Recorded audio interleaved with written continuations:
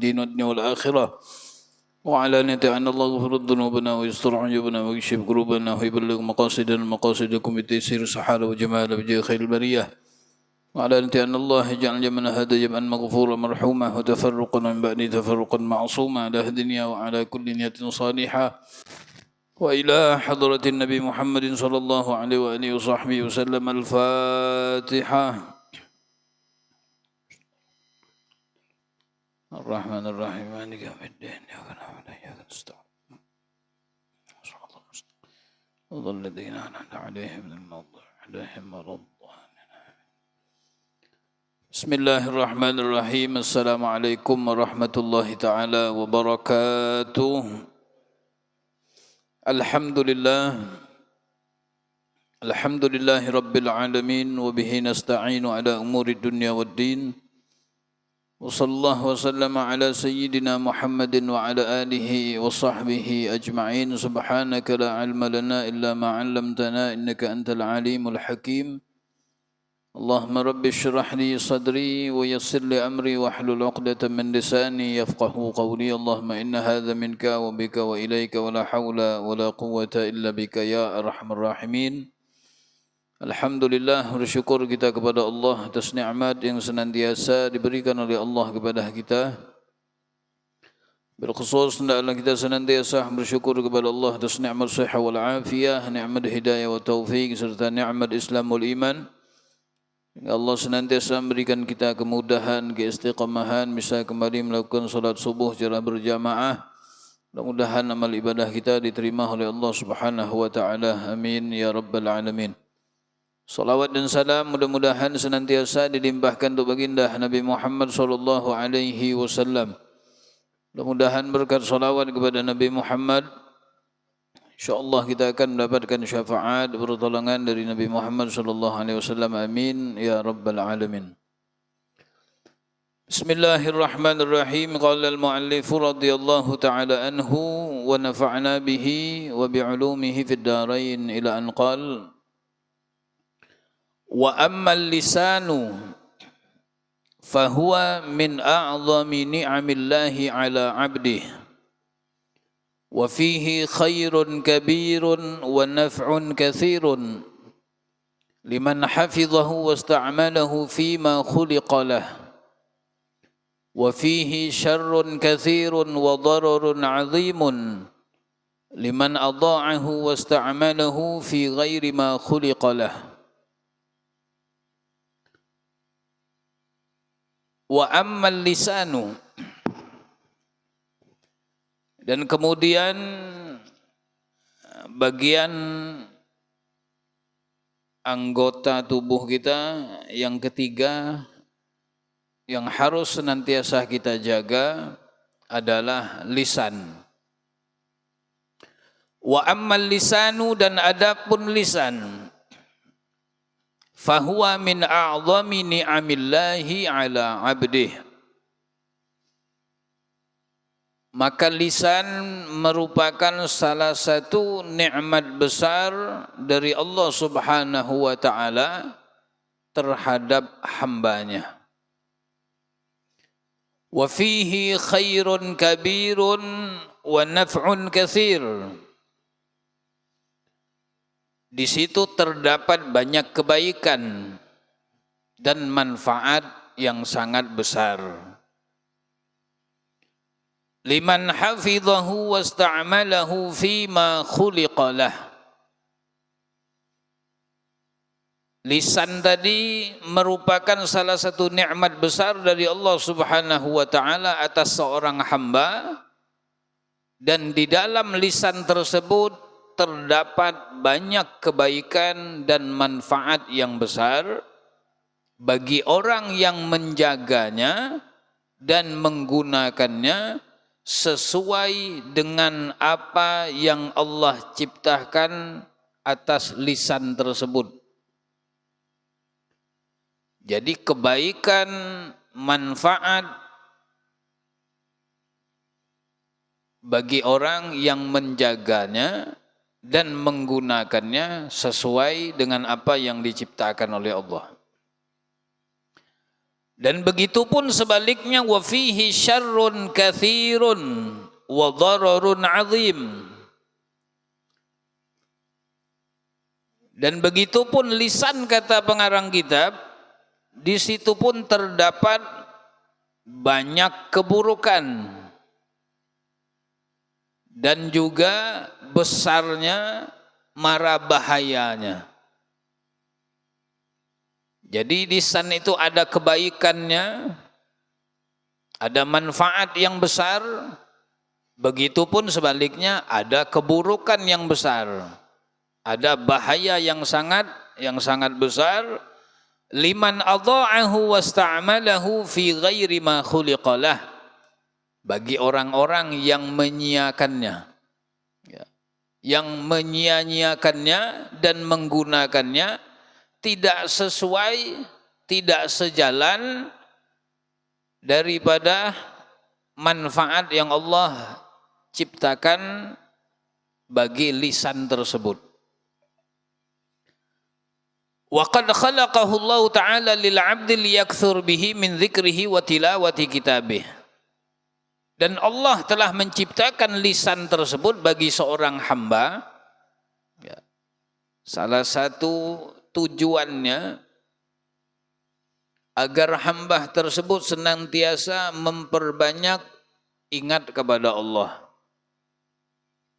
Wa tilawati kitabih, agar lisan tersebut digunakan untuk memperbanyak membaca firman-firman Allah. Waliyansah bihi ibadahu, dan lisan tadi digunakan untuk menasehati sesama hamba-hamba Allah. Wa yad'uhum bihi ila ta'atihi, dan mengajak umat manusia untuk taat kepada Allah. Wa ya'rifuhum ma yajibu alaihim min 'azimi haqqi, dan lisan tersebut digunakan untuk mengenalkan hamba-hamba Allah pada sesuatu yang diwajibkan atas mereka tentang hak-haknya kepada Allah Subhanahu wa ta'ala. Fa in ista'malahu bidzalik kana minasyakirin. Jika lisan tersebut digunakan sesuai dengan apa diciptakannya, maka orang tersebut termasuk daripada hamba yang bersyukur kepada Allah. Wa in syaghalahu wasta'malahu bi khilafi ma khuliqalah kana minadh dhalimin. Tapi jika seandainya lisan tersebut digunakannya tidak sesuai dengan apa yang diciptakan tadi, maka orang tersebut termasuk daripada hamba yang zalim kepada Allah Subhanahu wa ta'ala. Tidak sesuai digunakannya lisan tadi.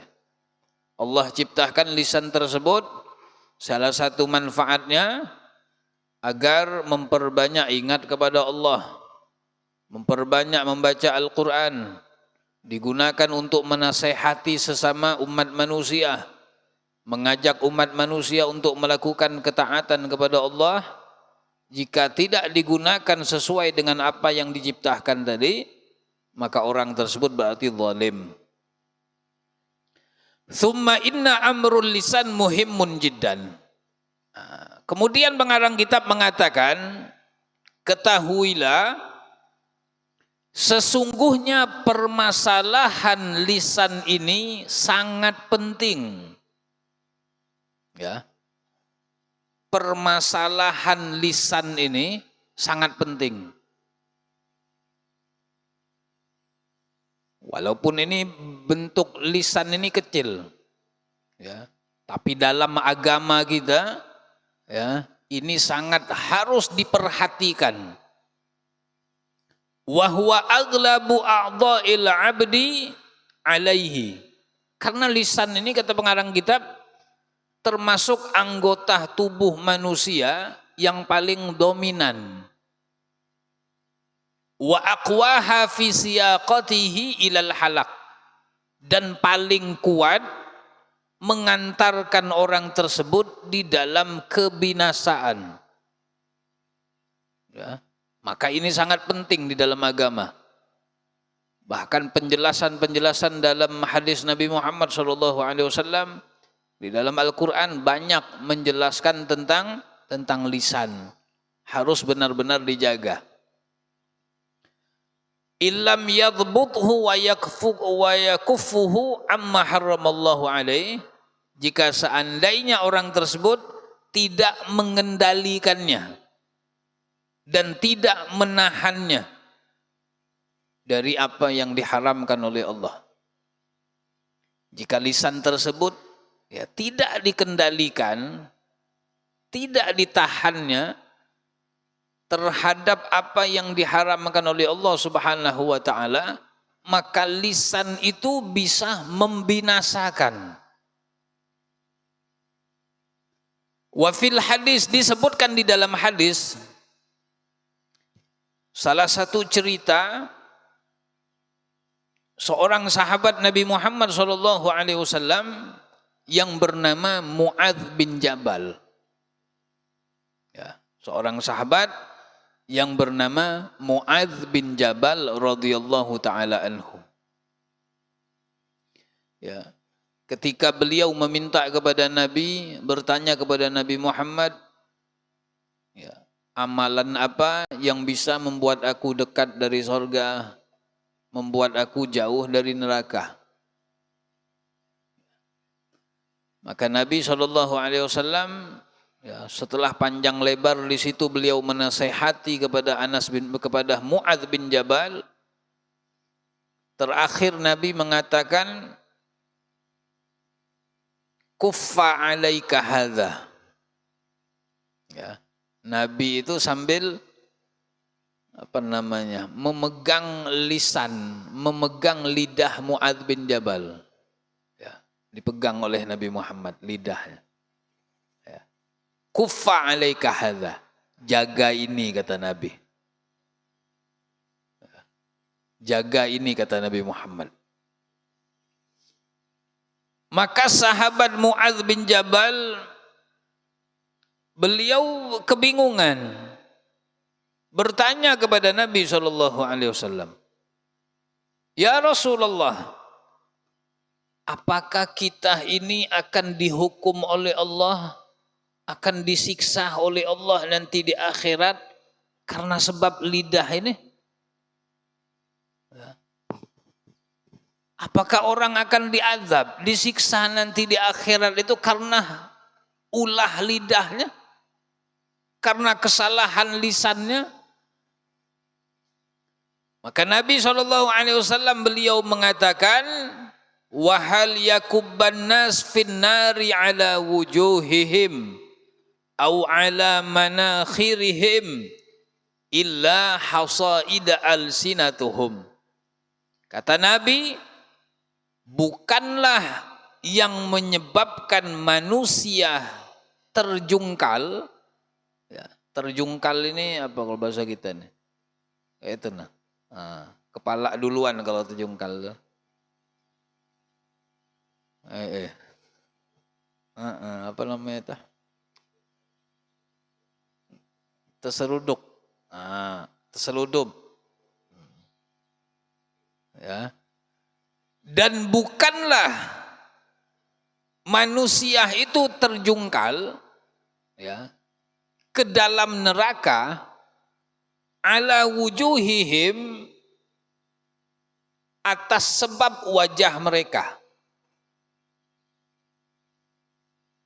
au ala manakhirihim, atau karena sebab hidung mereka, illa hasaida alsinatuhum, kecuali akibat lidah-lidah mereka. Jadi manusia itu, kata Nabi Muhammad, tidaklah yang membuat mereka itu masuk ke dalam neraka karena sebab wajah mereka atau karena sebab hidung mereka, kecuali yang menyebabkan mereka terjungkal masuk ke dalam neraka tadi karena sebab lidah-lidah mereka. Karena lidah masuk neraka. Ya. Tidakkah kita ingat salah seorang perempuan di zaman Nabi SAW mengadu kepada Nabi, ya Rasulullah, di kampungku ini ada perempuan kalau sudah bepandir, kalau ngomong bepandir nyakiti hati orang. Ya. Kalau bepandir itu pedas omongannya. Ya. Artinya ketika dia berbicara selalu menyakiti hati orang, merendahkan orang, menghina orang. Tapi perempuan ini ya Rasulullah, kalau masalah sholat dia hebat. Sholatnya luar biasa. Bangun malamnya luar biasa, puasanya luar biasa. Ya. Amalan-amalan itu perempuan ini nomor 1, hebat. Ya. Nabi menjawabnya, kata Rasulullah, dengan kalimat yang singkat, hiya finnar. Perempuan itu tempatnya di neraka. Ya, tempatnya di neraka, kata Nabi Muhammad SAW. Wa dzukira anna Luqman al-Hakim. Disebutkan juga, diceritakan bahwasanya Luqman al-Hakim radhiyallahu taala anhu, seorang laki-laki soleh, Luqman al-Hakim. Ya, sampai di dalam Al-Quran itu ada surat khusus, surat Luqman. Bukan Nabi, bukan Rasul. Ya, orang soleh. Wa dzukira anna Luqman al-Hakim kana 'abdan habasyian.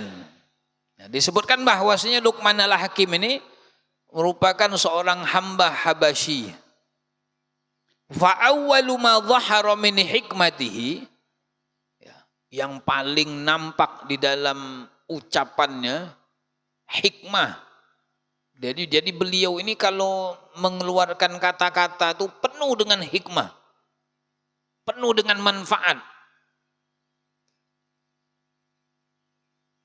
Annahu qala lahu maulahu,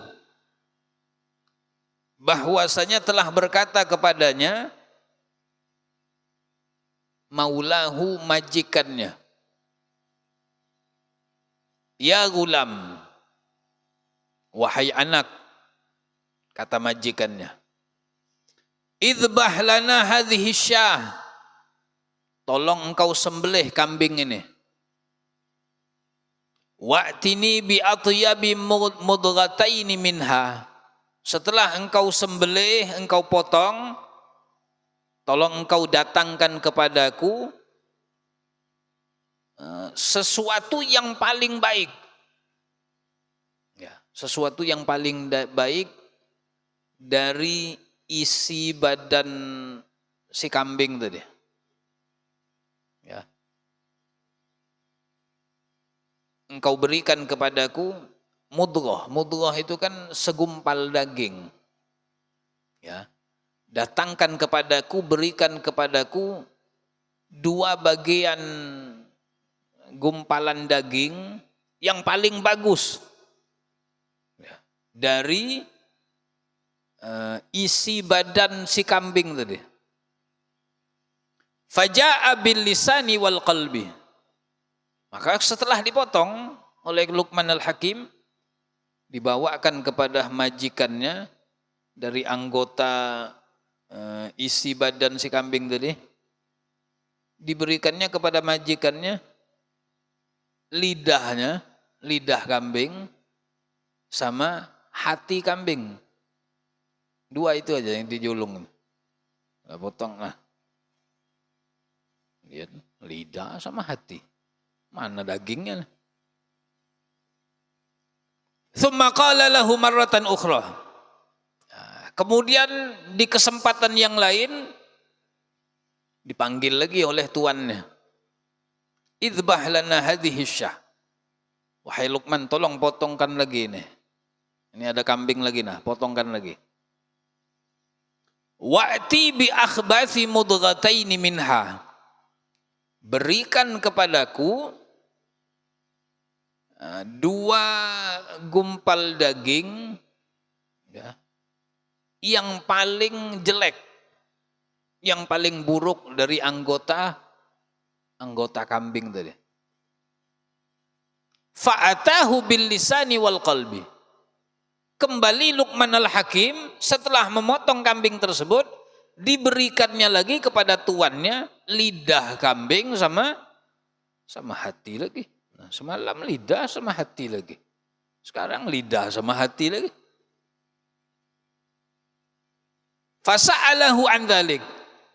Maka beliau ditanya, potongan yang kemarin aku minta yang paling bagus, engkau kasih lidah sama hati. Sekarang motong lagi, aku minta yang paling jelek, anggota yang paling buruk, engkau berikan lagi lidah dengan hati. Apa maksudmu ini, kata si tuannya. Faqala, maka Luqman al-Hakim, ya, dengan hikmahnya, dengan jawaban yang sangat luar biasa, beliau mengatakan, laisa fil jasadi mudghatani. Tidak ada di dalam jasad kita, ya, di dalam badan kita ini, dua anggota atyabu minhuma idza thabah. Tidak ada di dalam tubuh kita ini dua anggota yang paling bagus, yang paling baik daripada lidah dan hati. Tidak ada lagi yang lebih bagus dari dua itu. Idza thabah, bila keduanya bagus. Ya. Wala akhbathu minhuma idza khabatha. Dan tidak ada di dalam jasad kita, di dalam tubuh kita ini, dua anggota yang paling buruk, yang paling menjijikkan, ya, daripada lidah dan hati. Kalau dia sudah buruk, ya. Jadi dalam anggota tubuh ini yang paling bagus lidah sama hati. Yang paling buruk pun lidah dengan hati.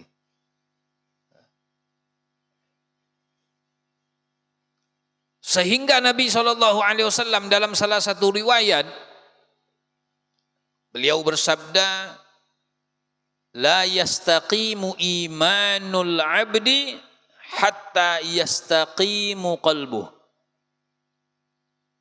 Tidak akan lurus, ya, iman seorang hamba hatta yastaqimu qalbuh, sampai lurus hatinya.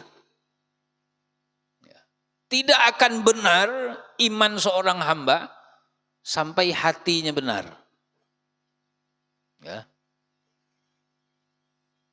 Jadi ini bisa disebut kalau sudah hatinya tadi bermasalah, itu efeknya bisa membuat keimanannya berbahaya. Wala yastaqimu qalbuhu hatta yastaqimu lisanu.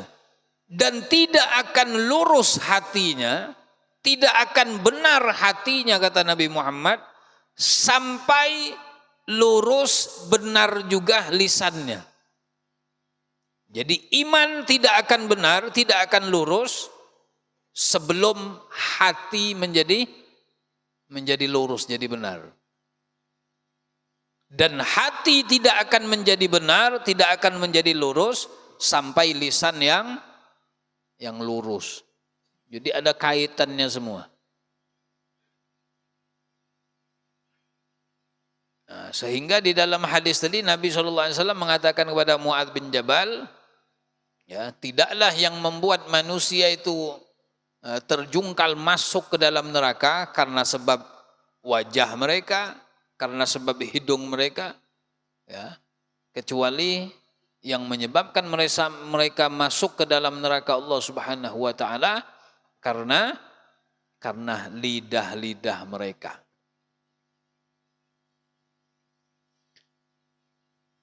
Wa qala alaihi salatu wassalam,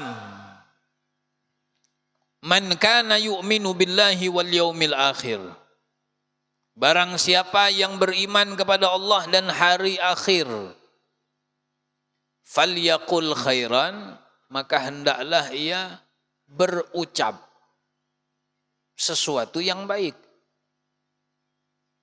Au liyasmut, atau tidak bisa berpandir yang baik, maka lebih baik berdiam. Ya. Yang disebut oleh Nabi Muhammad, siapa orang yang mengaku beriman kepada Allah dan mengaku beriman kepada hari akhir, maka hendaklah ia berucap dengan sesuatu yang baik. Kalau tidak bisa, maka lebih baik diam, kata Nabi Muhammad. Ya, saking pentingnya. Ya. Apalagi di zaman kita ini, ya, dahsyat. Ya, harus kita benar-benar menjaga nikmat yang Allah berikan kepada kita, nikmat lidah ini. Wa qala Malik bin Dinar radhiyallahu taala anhu. Al-Imam Malik bin Dinar, beliau pernah mengatakan, idza ra'aita qasawatan fi qalbik, bila engkau melihat keras hatimu, ya, itu yang pertama. Bila engkau melihat keras hatimu, wa wahnan fi badanik, badanmu ini lemah untuk ibadah sama Allah, berat benar mau ibadah, ya, mau sholat tuh berat benar, badan ini mau diajak untuk taat sama Allah susah. Ya, serba susah. Padahal kepengen mau taat sama Allah, kepengen mau dekat sama Allah, tapi berat badannya. Ya. Wa hirmanan fi rizqik. Kemudian yang ketiga, susahnya di dalam rezekimu. Bila engkau melihat tiga hal ini, kata Imam Malik bin Dinar, engkau melihat hatimu keras, ya, susah dinasehati, ya, sudah dinasehati oleh orang tua, ya, dengan cara yang baik, dengan nasihat yang baik, tapi tidak masuk juga. Bila engkau melihat hatimu keras, ya, dan badanmu lemah untuk melakukan ketaatan kepada Allah, kemudian rezekimu susah, hirman, terhalang, buka usaha ini kada maju, ganti lagi, ya, buka usaha ini kada maju lagi, seperti terhalang rezekinya. Fa'lam, maka ketahuilah, kata Imam Malik bin Dinar, annaka qad takallamta fi ma la ya'nik. Salah satu penyebab yang menyebabkan hati menjadi keras, badan menjadi lemah untuk taat kepada Allah, salah satu penyebab yang menyebabkan rezeki ini agak sulit datangnya. Ya. Maka ketahuilah bahwasanya engkau telah membicarakan sesuatu yang tidak ada manfaatnya. Ya, salah satu penyebabnya, kata Imam Malik. Ya, ketika kita hati keras, badan sulit untuk ibadah kepada Allah, rezeki ini susah masuknya. Ya, buka usaha ini tidak ada perkembangan, ya, tidak ada keuntungan, malah bangkrut. Buka ini bangkrut, buka ini bangkrut, buka ini dijuntan orang, ya, macam-macam ujiannya. Salah satu penyebabnya, kata Imam Malik, mungkin engkau telah membicarakan sesuatu yang tidak ada manfaatnya.